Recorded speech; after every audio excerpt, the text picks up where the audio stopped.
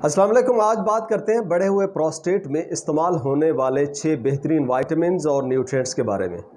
Prostate का बढ़ना मर्दों में एक आम मसला है, खासकर वो मर्द हजरात जिनकी उम्र 50 साल से ऊपर है। इस सूरत में यूरिन करने में मुश्किल होती है या फिर बार बार यूरिन करने की ज़रूरत महसूस होती है और आपकी पेल्विस में, पेट में, स्क्रोटम और मकद के दरमियान में दर्द होता है। प्रोस्टेट एक छोटा सा गदूद है जो प्यूबिक बोन के साथ मसाना के नीचे होता है और मसाना या ब्लैडर वो आज़ा है जिससे यूरिन को रोका और किया जाता है। और जब आपका प्रोस्टेट बढ़ता है या सूजन या सोजिश होती है तो इस वजह से उसके पेशाब की नाली पे दबाव पड़ जाता है जो मसाने से यूरिन को लेके जाती है। इसी वजह से मसाने का यूरिन पे कंट्रोल कमज़ोर हो जाता है। सिर्फ थोड़े यूरिन के लिए भी आपको फौरी यूरिन करना पड़ता है। इसके साथ आपको यूरिन करने में मुश्किल होती है। अगर आपका प्रोस्टेट बढ़ा हुआ है और आप इसका इलाज नहीं करते तो आपको प्रोस्टाइटिस या प्रोस्टेट कैंसर हो सकता है। प्रोस्टेट का बढ़ना आमतौर पे हार्मोन्स में अदम तवाजुन की वजह से होता है। मसलन जिस्म में एनाबॉलिक हार्मोन जैसे एस्ट्रोजन, डाईहाइड्रोटेस्टोस्टेरॉन या इंसुलिन का बढ़ना है।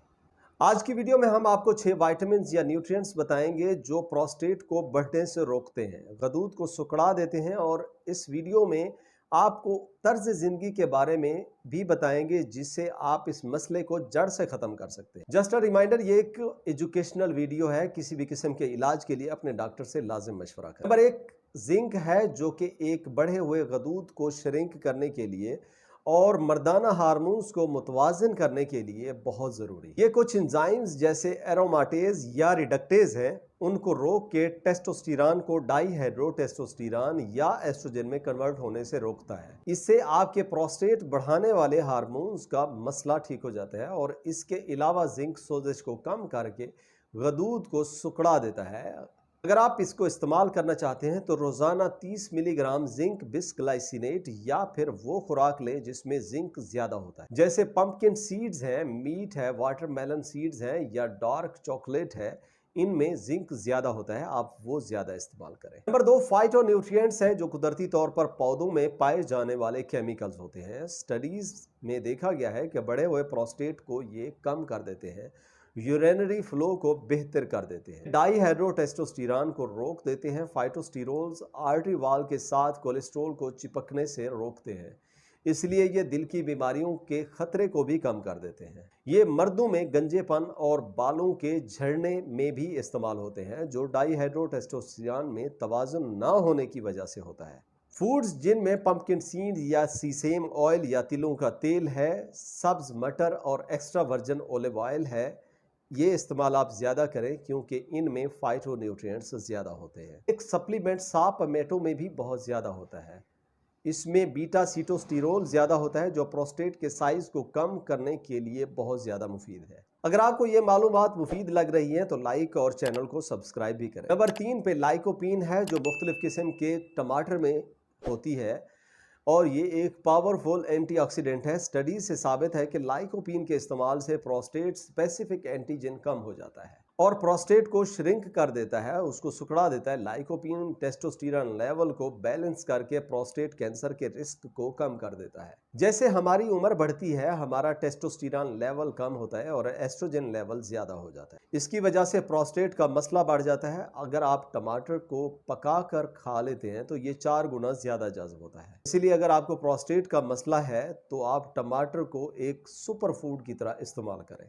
इसके अलावा बसिल, ग्रेपफ्रूट वगैरह में भी लाइकोपीन काफ़ी मिकदार में होती है, वो भी आप इस्तेमाल कर सकते हैं। नंबर 4 ग्रीन टी शायद सबसे आसान और सादा सा हल है जो आप प्रोस्टेट को कम करने के लिए इस्तेमाल कर सकते हैं। इसमें EGCG या एपीगैलो कैटेकिन गैलेट होता है। माचा ग्रीन टी में EGCG कैटेकिन सबसे ज़्यादा होता है। ये एक एंजाइम्स 5 अल्फा रिडक्टेज को रोक देता है जो टेस्टोस्टेरॉन को डाईहाइड्रोटेस्टोस्टेरॉन में कन्वर्ट करता है, जिसकी वजह से प्रोस्टेट बढ़ने से रुक जाता है। रोजाना के अगर आप 3 से 5 कप इस्तेमाल करते हैं तो आपके प्रोस्टेट के साइज में नुमायां कमी आ जाती है। विटामिन सी एक एसेंशियल न्यूट्रिएंट है जिसे हमें अपनी खुराक में बाकायदगी से इस्तेमाल करना चाहिए। प्लांट बेस्ड फूड जिस तरह से सलाद के पत्ते हैं, सब्जियां हैं, बेरीज और फ्रूट्स हैं, वो हमें ज़्यादा इस्तेमाल करने चाहिए। बंद गोभी, बेल पेपर, क्रोसीफिरस वेजिटेबल्स का इस्तेमाल ज़्यादा करें क्योंकि इनमें बहुत ज़्यादा एंटीऑक्सीडेंट्स होते हैं। विटामिन सी प्रोस्टेट के खुलियों में ऑक्सीडेटिव डैमेज को रोकता है।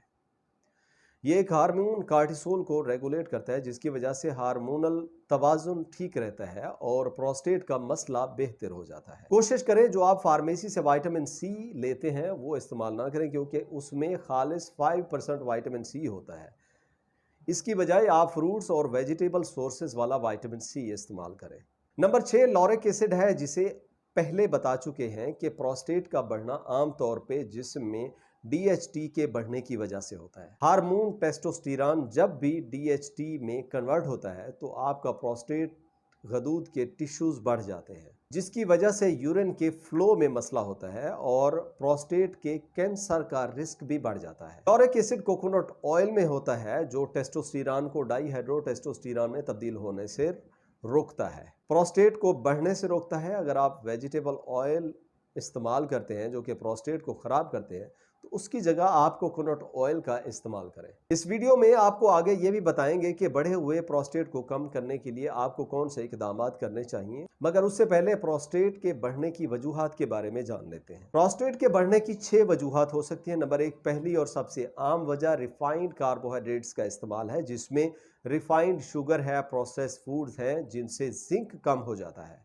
इसकी वजह से DHT, इंसुलिन और एस्ट्रोजन बढ़ जाते हैं, आपका वजन बढ़ जाता है, आपका प्रोस्टेट बढ़ जाता है। जैसे जैसे आपकी उम्र ज़्यादा होती है, आपका स्टमक एसिड कमज़ोर होने लग जाता है और ज़रूरी न्यूट्रिएंट्स जिनमें जिंक वगैरह हैं वो कम जज्ब होते हैं, जो कि प्रोस्टेट की सेहत के लिए ज़रूरी होते हैं। जब आपका जिगर सही काम करता है, आप में हार्मोन्स का तवाज़ुन रहता है, लिवर इनकी ज़्यादा मिकदार को फिल्टर करता है।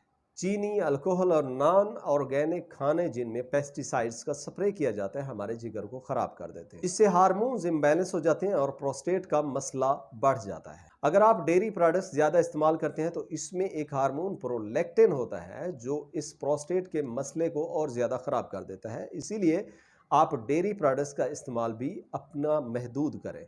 अब बात कर लेते हैं उन इक़दामात के बारे में जो आपको करने हैं ताकि आपका प्रोस्टेट ना बढ़े। नंबर 1, आपने सबसे पहले अपनी खुराक सही रखनी है। इसमें आप रोज़ाना हरे पत्तों वाली सब्जियों का इस्तेमाल ज़्यादा करना है, जैसे मुख्तलिफ़ किस्म की गोभी इस्तेमाल करें। इसमें काफ़ी मिकदार में फाइटोन्यूट्रिएंट्स और एंटीऑक्सीडेंट खसूसियात होती हैं जो हार्मोन्स को बैलेंस रखती है। नंबर 2, आप रोज़ाना की बुनियाद पर कुछ मिकदार में पंपकिन सीड्स या कद्दू के बीज इस्तेमाल करें, क्योंकि इसमें काफ़ी अमाउंट जिंक, फाइटोन्यूट्रिएंट्स और विटामिन ई की होती है जो प्रोस्टेट को सेहतमंद रखते हैं।